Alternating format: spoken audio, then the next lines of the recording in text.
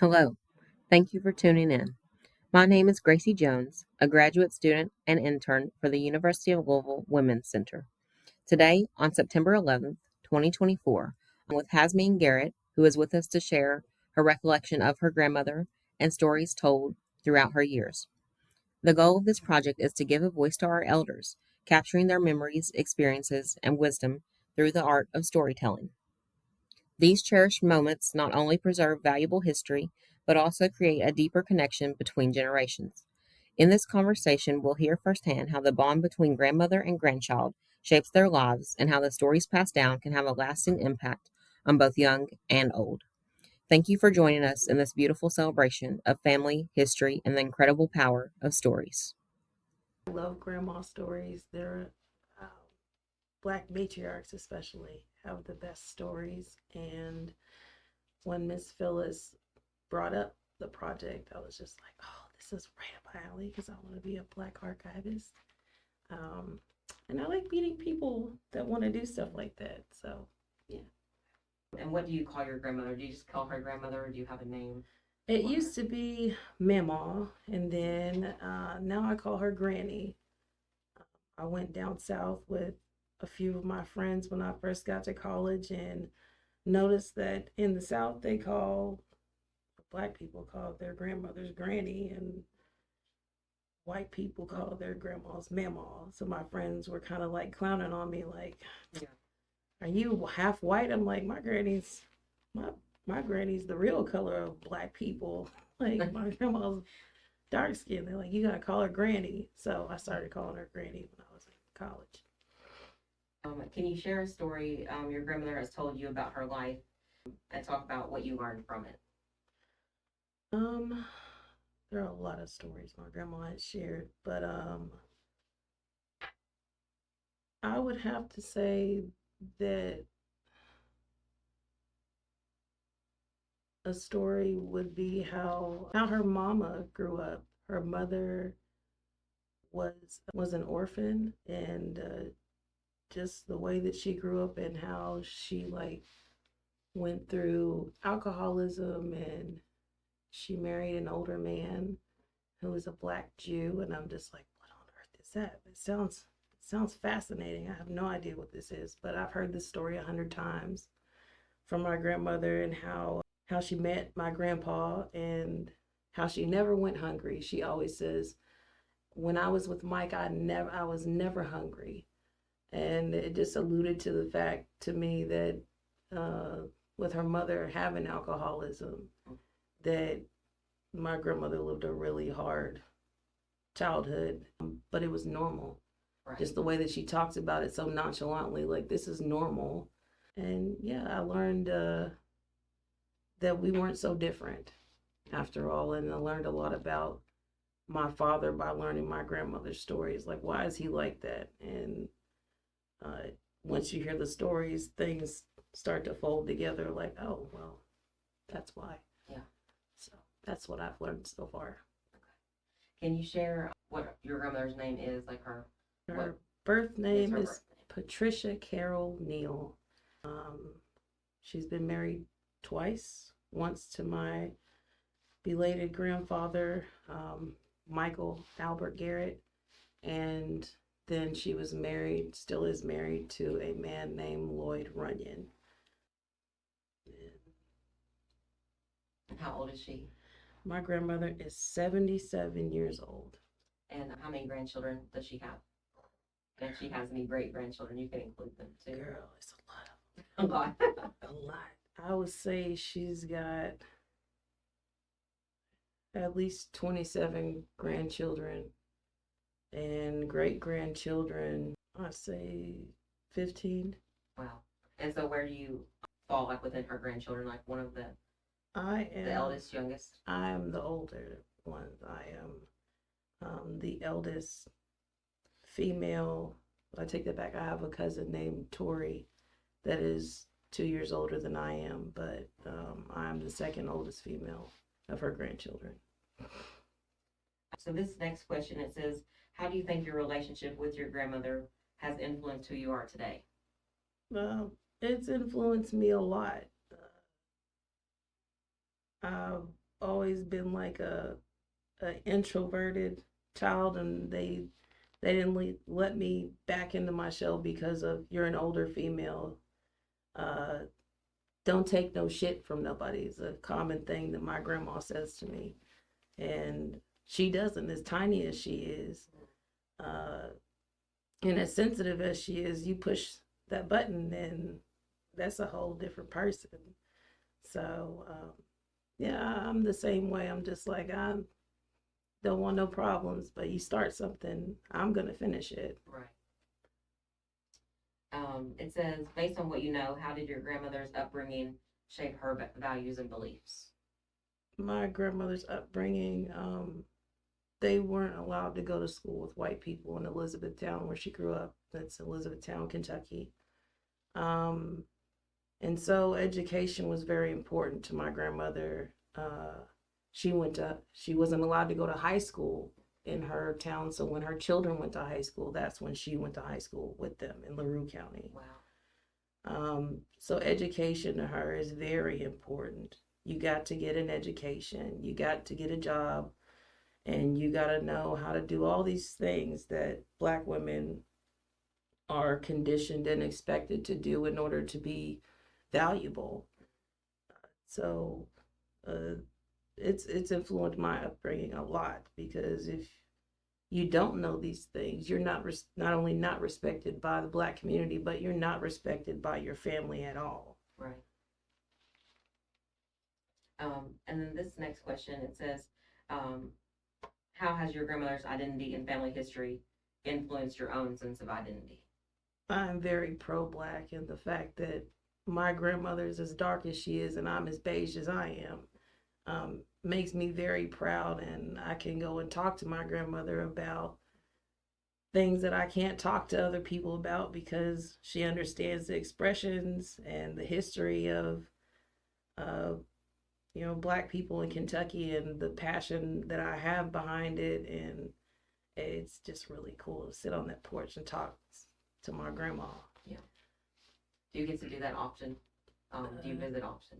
Not anymore. My daddy passed, and I haven't. Yeah. As much. So this next section is community and social identity. So I'm not sure if you went over the questions with your grandmother at all before coming here, but it says, from your grandmother's perspective, what were some major challenges her community faced when she was growing up? So any issues she faced as a child or through her teen years? They only had a few stores that they could go to.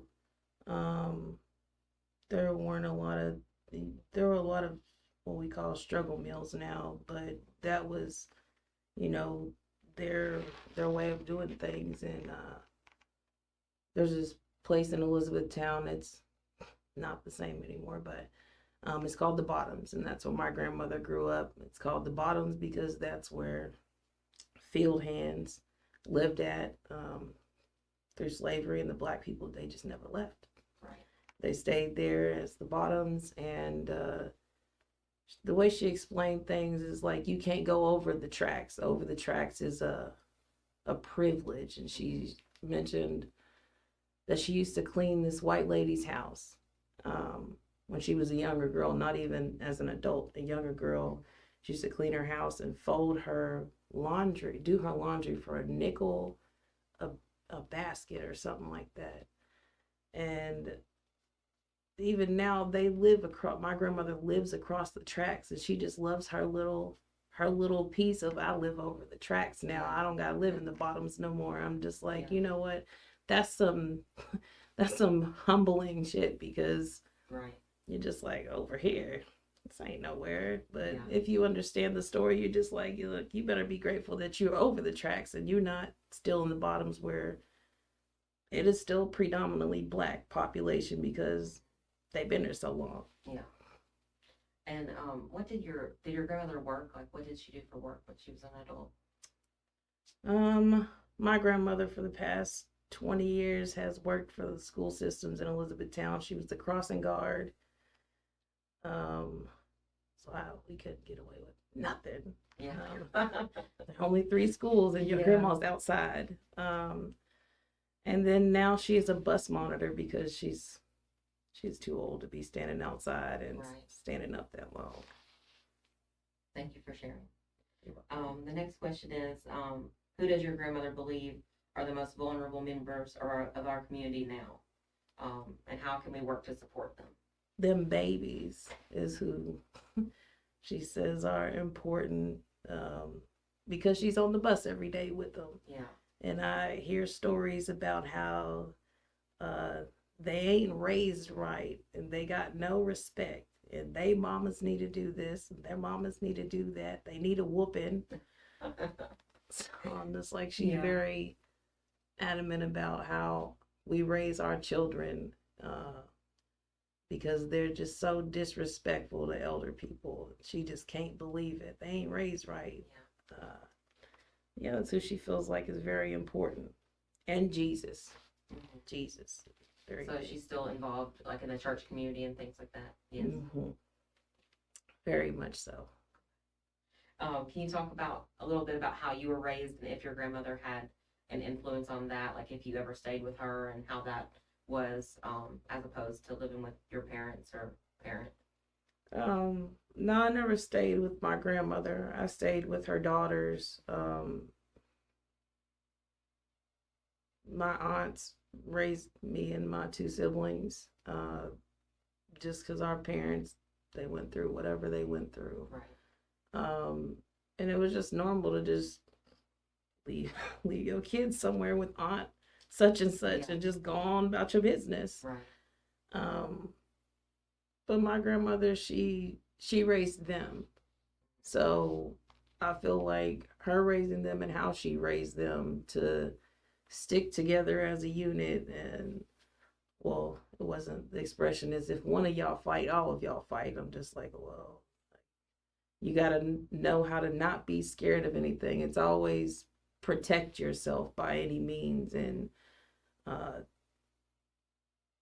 I just think that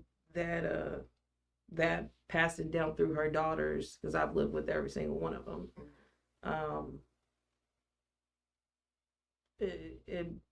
it shows up in me and my other cousins, pieces of her, and it's pretty cool, to be honest. Yeah.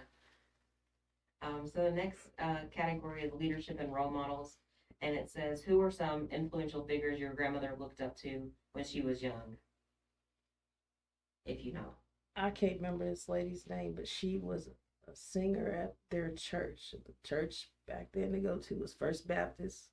Like any other small town, it's a Black Baptist church, and everybody goes to the same church. Yes. But she told me this story one time. I was really young, so I was wild and rambunctious, and she wanted me to sing her a song. And she's like, there was this one lady that used to sing up in church, and I sit there every Sunday and just listen. Oh, just take me back. So she you got to sing. It's for Jesus. You got to sing, Jazz. And she'll never call me my name. It's Jazz. It's like, what's she saying? It's Jazz. It's like, all right. Thank you for sharing. You're welcome. And it says, according to your grandmother, who are the current leaders in our community? So that could be local, national, global, that she admires or that she talks about fondly.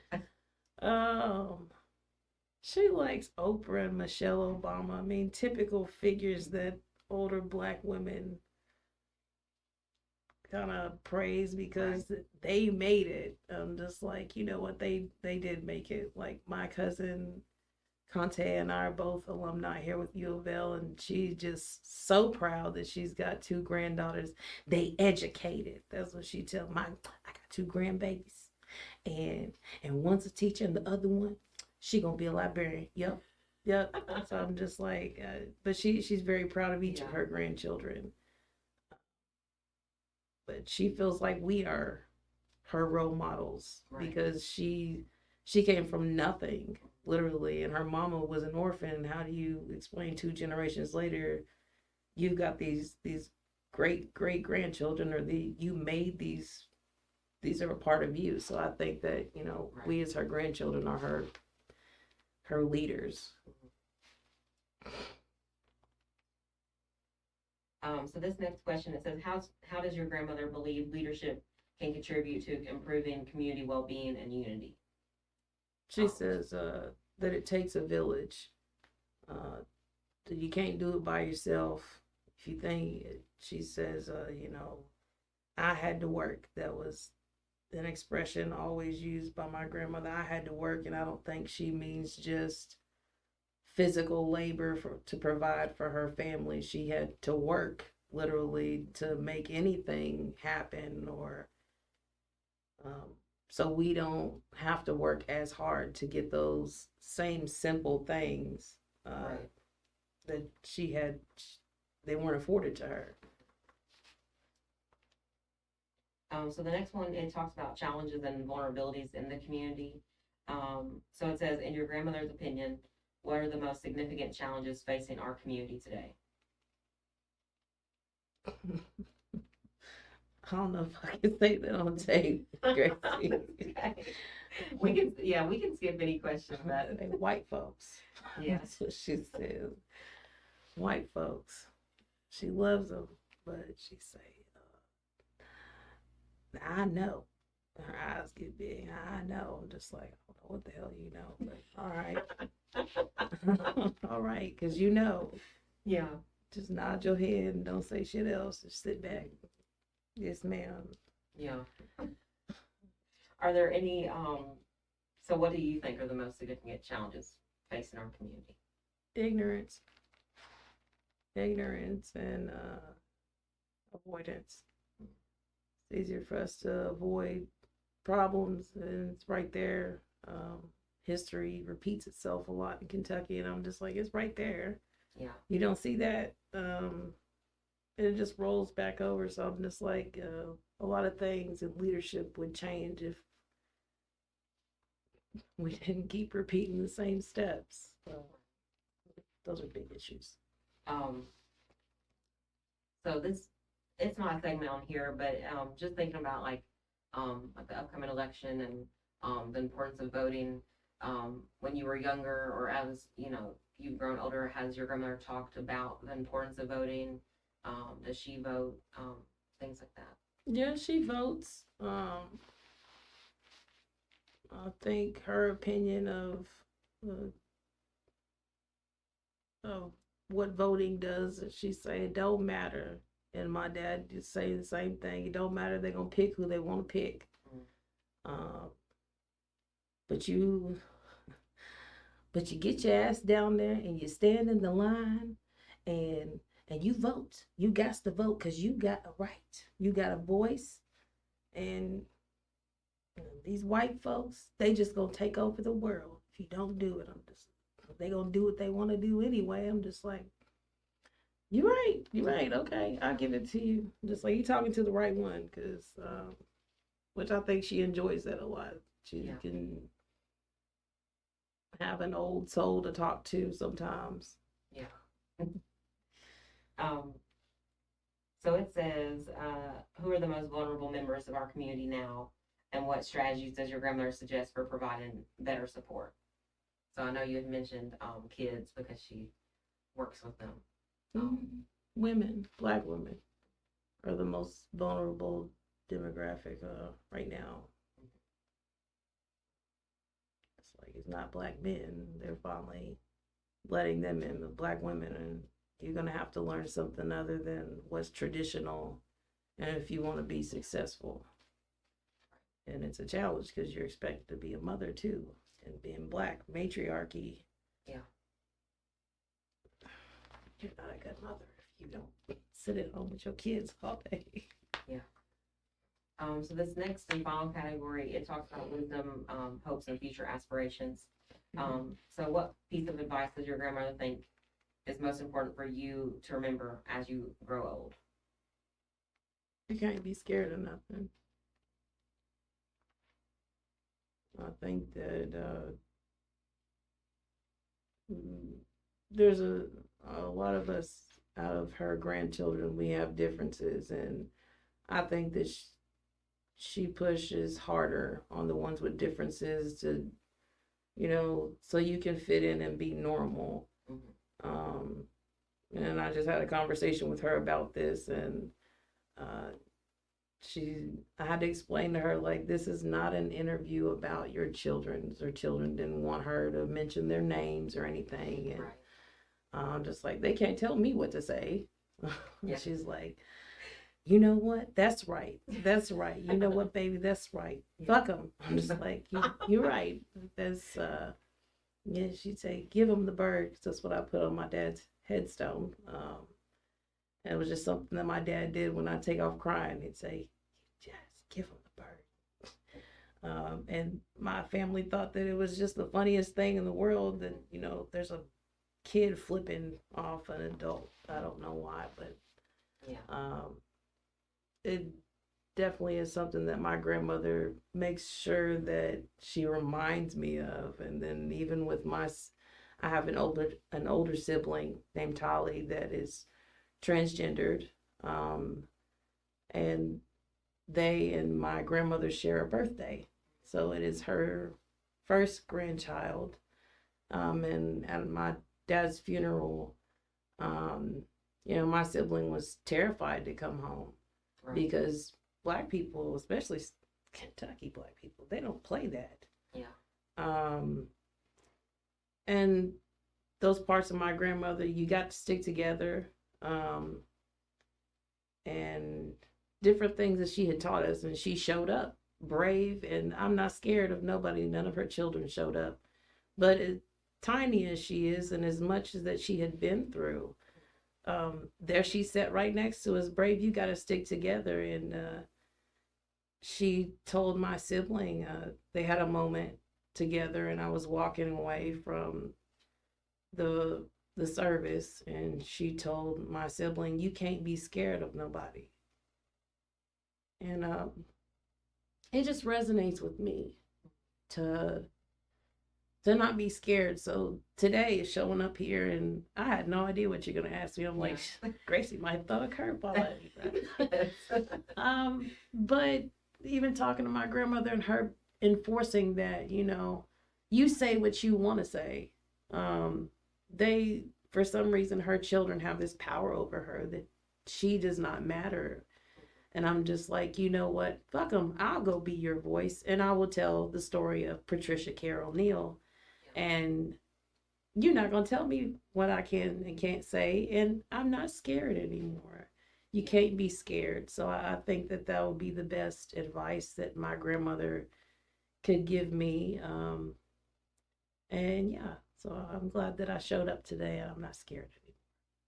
Thank you for sharing that. Thank you for showing up too, because I think hopefully, which I obviously you know them more than anyone, but hopefully when they watch it back, they're proud of you. No, and they see the impact and the importance, of capturing this. Black people don't like admitting when they're wrong, and it's definitely hard when somebody's right and you're used to being wrong all the time, and you ain't got it in you to say, you know what, I'm proud of you. That's not something that we do in our family. Is just like we'll sweep it under the rug. We ain't gonna talk about it. I'll see you at the next funeral type deal. Yeah. So I'm just like, nah, I'm not even worried about them being proud of me. I'm proud of me for telling her story, because I'm just like, there's a lot to my grandmother. She made the comment that her children didn't want her, and I'm like, you were somebody before you were a mother. You are something other than a mother to so many people. There's a lot of people in Elizabethtown that know my grandmother, and they, like, when she was a crossing guard, they would bring her these gifts every year, and she just so amused, and she felt appreciated by somebody. Right. Like, they don't even call her mama, they call her Trisha. And I asked her one day while I was sitting on the porch, and I was smoking, and she just laughs because I smoke. She's like, you too pretty to be doing all that. And I said, why they call you Trisha? She said, I don't know. One day, they daddy came home and told them that they didn't have to call me mama no more. And I feel like that is the most disrespectful thing.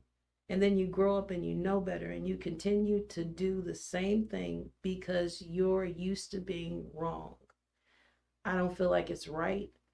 And for my grandmother to feel terrified to come and speak about her life, Yeah. it don't sit well with me.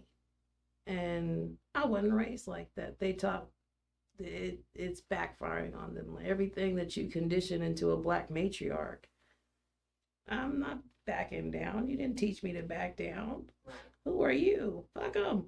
I don't have to do nothing you say. My uncle is a Marine, and he is her younger brother, and he says a lot of the time, "You my niece. You tell him kiss your ass." I'm a Marine. He's the same speech all the time. I'm a Marine. Goddamn it. You tell him kiss your ass. I'm just like, all right. He called me this morning to tell me, you tell him kiss your ass. You say what you got to say. And yeah, my grandmother's story, I mean, it's not gonna make the front page news, but I think that telling black women's stories and not silencing them, like we're used to. I think people like you are very important. People like me are very important to bring that to light because there are a lot of women that are important that, or even just your grandmothers, your aunties, cousins, older people. Those old stories in Black history is usually told through oral history. Yeah. That's how you find out whose mama is who, and somebody's cousin, and they ain't got the same daddy, Yeah. type deals. But I think that it's important for her story to be told because my grandmother, she won't, I don't even think she talks to her kids about it. Like the way that she tells me these stories is like I'm her homegirl and we sitting in the bottoms. She told me how she met my granddaddy. She was 14 and my granddaddy worked at this factory at the end of the road. And he was older than her. I said, "You was being fast." No, no, I could hold a nickel between my knees. I'm like, "Oh, that means you kept your legs closed. Okay, you wasn't a hot ass. So what was you doing?" She's like, "I just wanted to see what they was doing." And just the way that she tells these stories, I'm just like, you ain't never told nobody else these stories before. Uh, so today I'm just like, whatever Gracie asked me, I'm gonna tell her whatever my granny's done told me. And I asked her, can I tell her? You tell her what you got to tell her. Well, fuck it then. Gracie asked me about the moon. We gonna talk about the moon. So, yeah, that is the story of Patricia Carol Neal. And I'm her granddaughter, the Jasmin Monique Garrett. You're welcome. Is there anything else that you would like to share about your grandmother, stories that you're fond of, maybe favorite memory with her?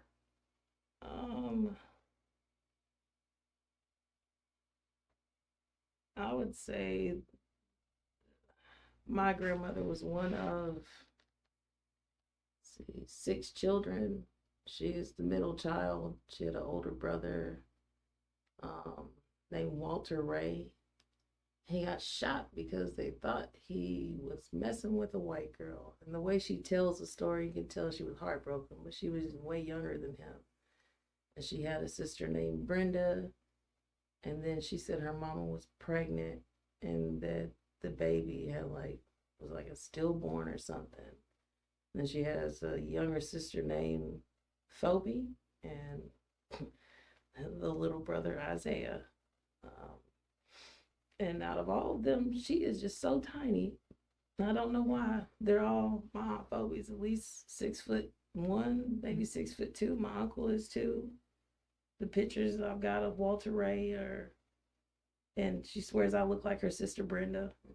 Um, but I think that, for her to have went through all that, I'm just like, you're bad. Like, oh, they should have gave you your props. You deserve a lot more respect than you get. And hopefully when she sees the tape, that, she'll be like, I did that shit. Like, you know what, you're right. 77, it's just about time you get some respect as a black woman. You should Right. command respect from your children. Yeah. Um, that's just how I feel about it. I would guess our favorite memory. I had been working at UPS for a while, and I got promoted as a supervisor. And of course, I'm always on my black pro blackness thing, and I had found out that the Colonel Sanders chicken recipe was not his recipe. It was his wife's, basically her maid. I'm just like, I knew white people wasn't frying chicken like that.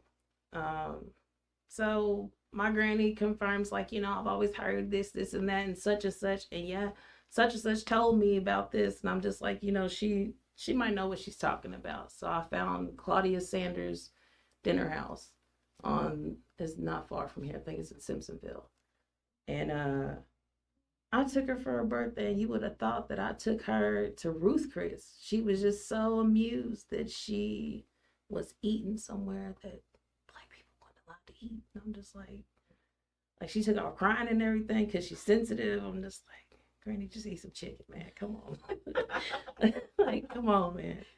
Uh, but yeah, that's my favorite memory because I'm just like something so small can make such a big impact in people who ain't never had it in life. So yeah, that's Right. my favorite memory. Thank you. The last question I have, it says, what hopes and dreams does your grandmother have for you and the future of our community?